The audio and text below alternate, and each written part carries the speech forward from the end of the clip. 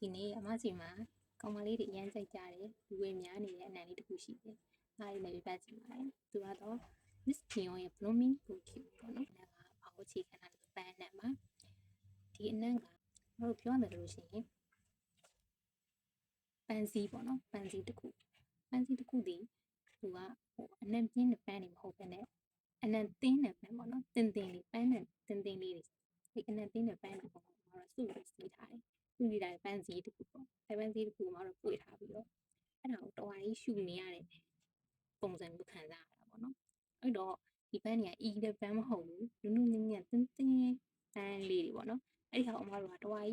အဲ့လိုရှူဆိုင်နေရတဲ့ပုံစံမျိုးကိုပြောပါတယ်မိနစ်အနက်ကြီးကိုတော်တော်ဖြစ်တယ်ပေါ့နော်မိမအနက်မိန်းကလေးအနက်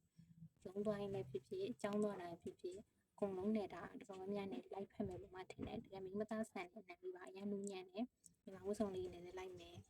ခေါင်းလေးတွေနဲ့တူဦးရဲ့ပုံစံကိုဖော်ဆောင်ပါတယ်ပြီးတော့ဒီဟာလေးကနောက်ဆုံးအနက်ဖြေသွားတဲ့ချိန်မှာတော့မှလေသူ့အနံလေးကကိုသင်းနံလေးတစ်ခုလိုကြိုက်လေးခဏဝိုင်းထွက်လာတယ်ကိုသင်းအနံကလေးပန်းနံတင်းတင်းဖြော့လေးရာရနေတော့မှာပေါ့နော်အဲ့လိုအနံမျိုးလေး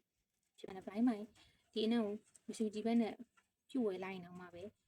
ငါဝဲမိတာမှားပြီဆိုပြီးနောက်လိုက်ရမယ့်အနံမျိုးမဟုတ်ပါဘူးတကယ်ကိုအဆင်ပြေပြီး soft ဖြစ်ပါတယ်အရင်နူးညံ့တယ်တိမ်မှုတယ်အသားရဲ့ပုံစံတော်တော်လေးပေါ်ဆောင်ပြရဲ့အနံမျိုးလေးဖြစ်ပါတယ်ဒါလေးကတော့ Miss Dior ရဲ့ Blooming Bouquet ပါ